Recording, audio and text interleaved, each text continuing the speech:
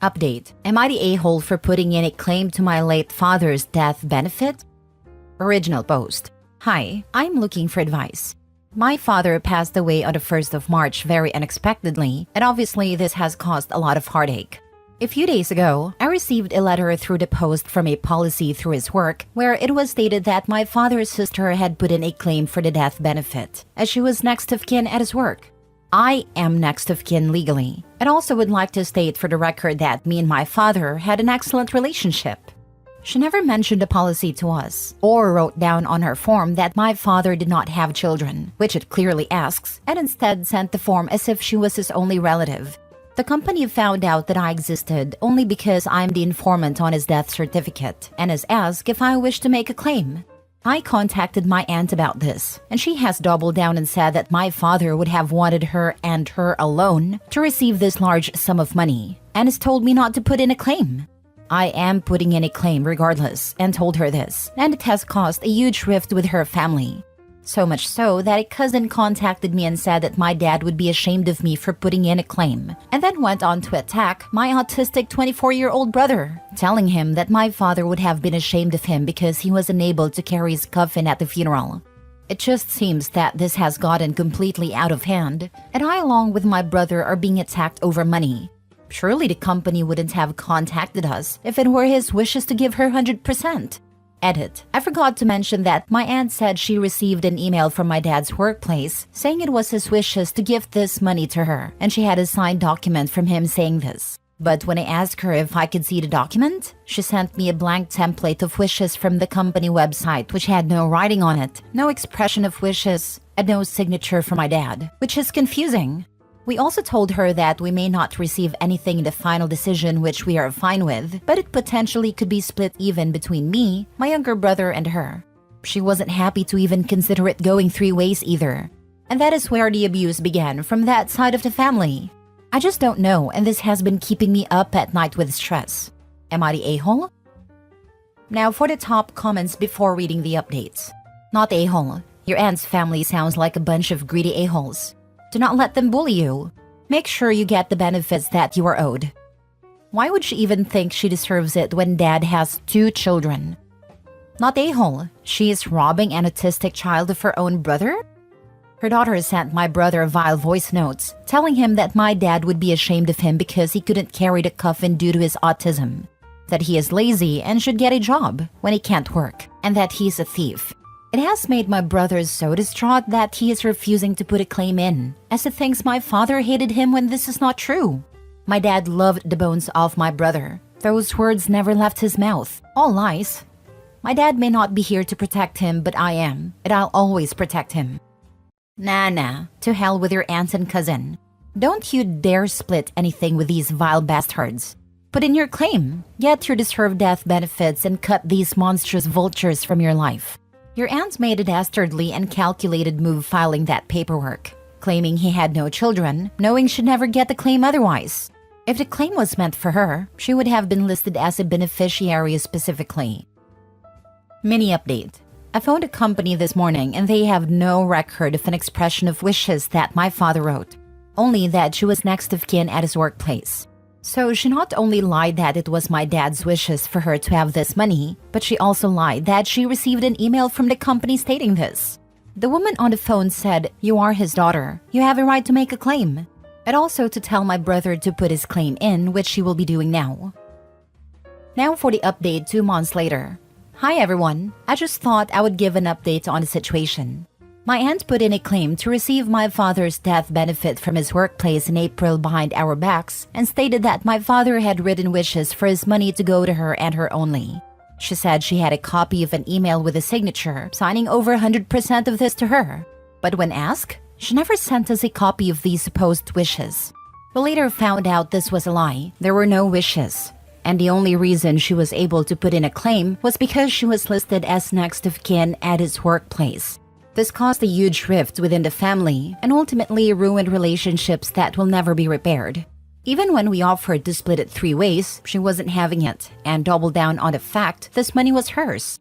Then our family began attacking us over social media. My brother and I received nasty abuse as we put in a claim. We're told my dad would be disappointed in us, that he would be ashamed, and that the payment was to go solely to her. My brother, who is autistic, was told he was disgusting for not carrying my dad's coffin, even though this emotionally would have destroyed him beyond repair. He was told he was nothing like my dad, and that my dad called him a crap son, which is a lie. He is an amazing young man, and my dad would have been proud of him for even being able to attend a funeral. And also for cutting his hair for the first time in 11 years to make our dad proud. I've reminded him of this, as these nasty words have stayed with him, causing him emotional turmoil thinking that my dad hated him. He is getting better emotionally now with support from me, my mom and close family friends, and realizes our dad had nothing but love for him. Well, after a couple of stressful months, I'm happy to say that my brother and I received everything, and she got nothing, not a penny. We have not split the money with her and will never speak to her again.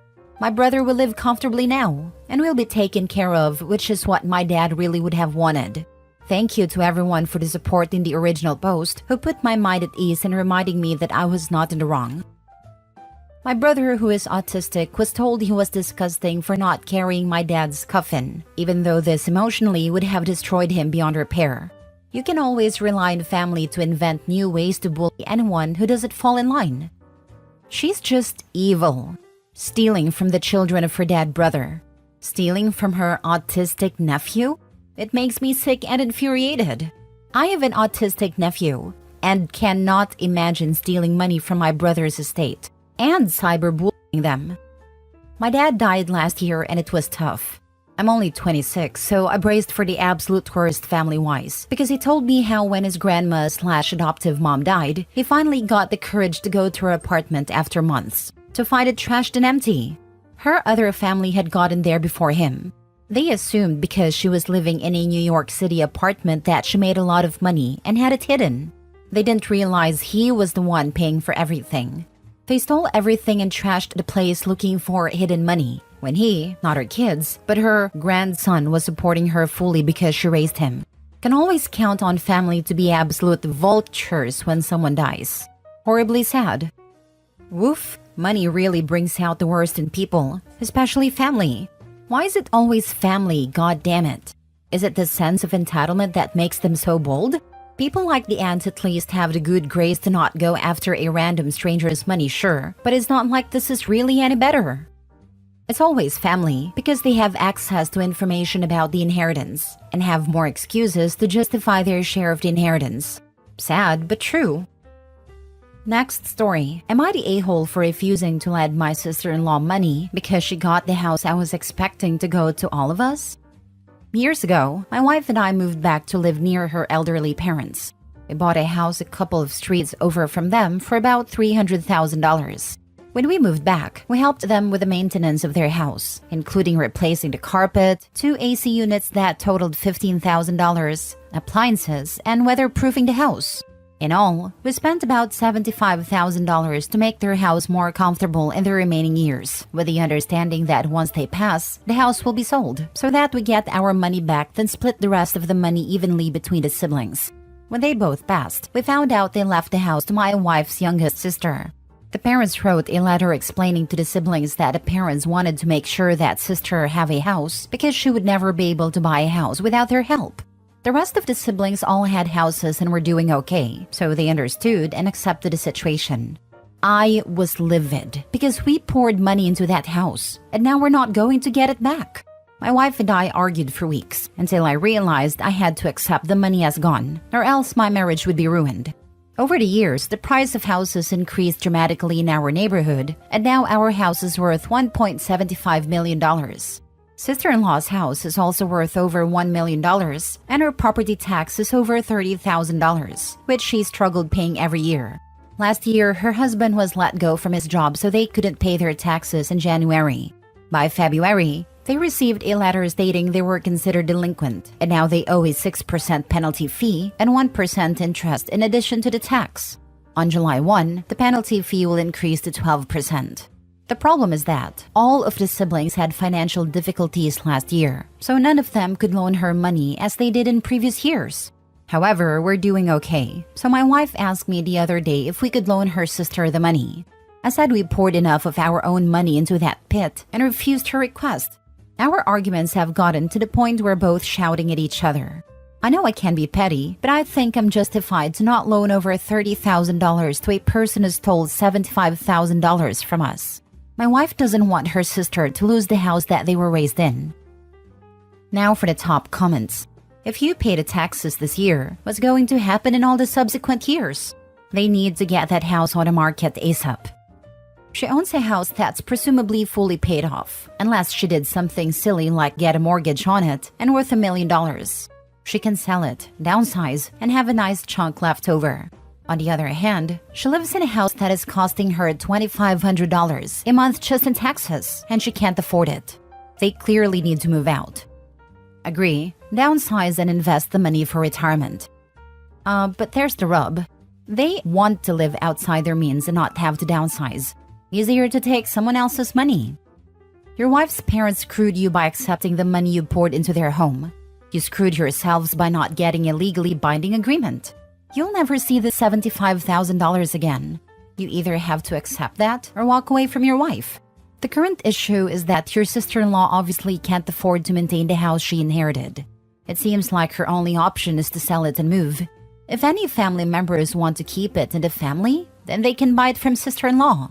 But it is not reasonable to loan tax money to your sister-in-law.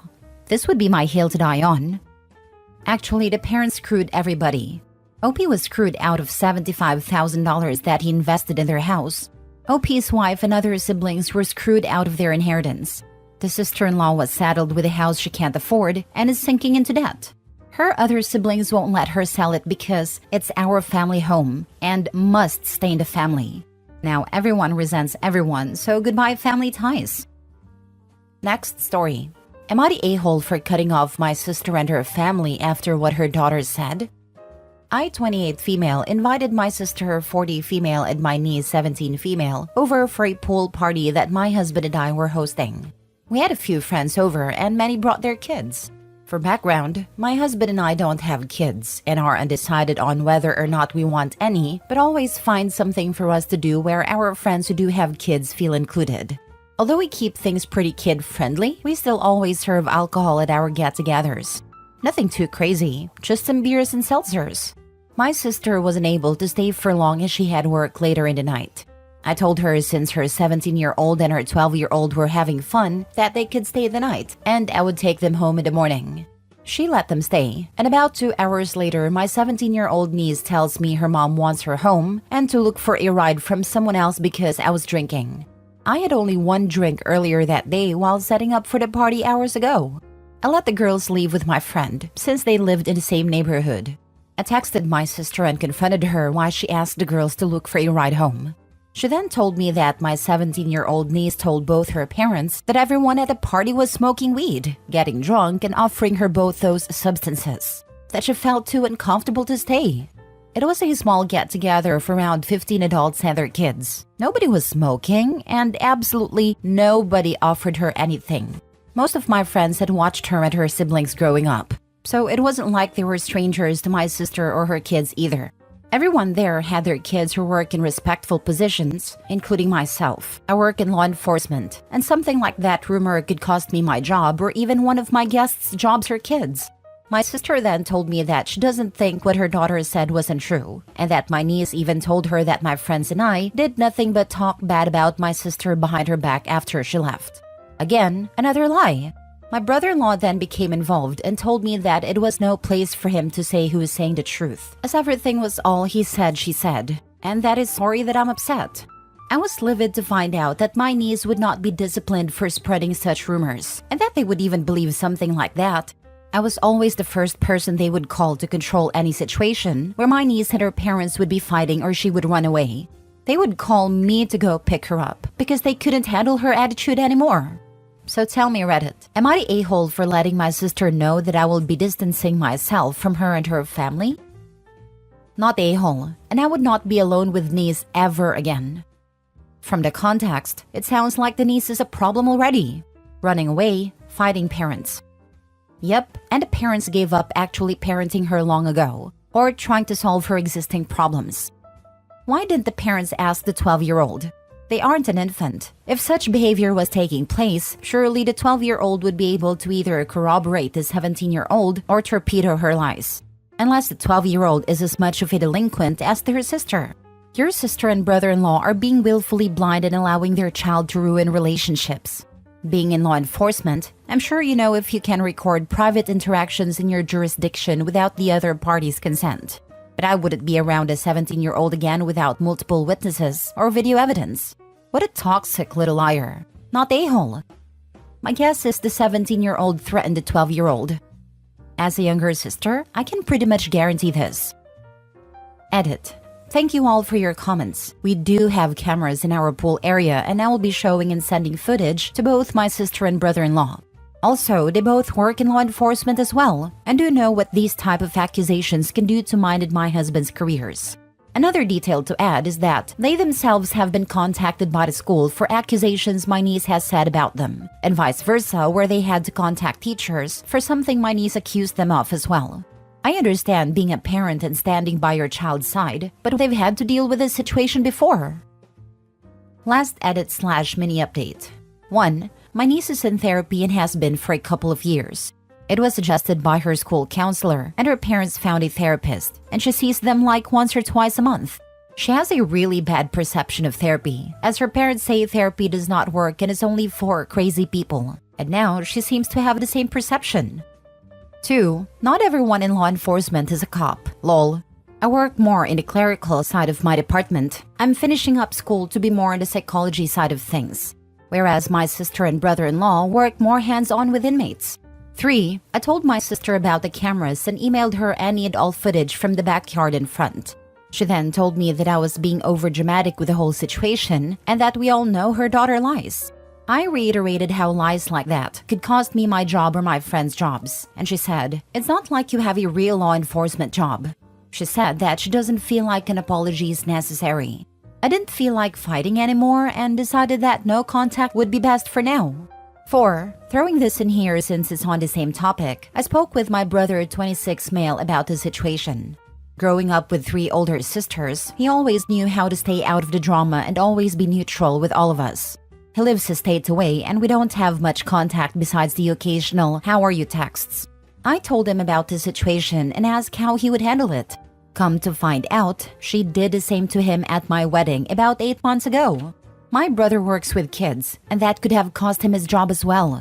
My niece told her parents my brother was sneaking her drinks and they believed her, even though they were at my wedding as well.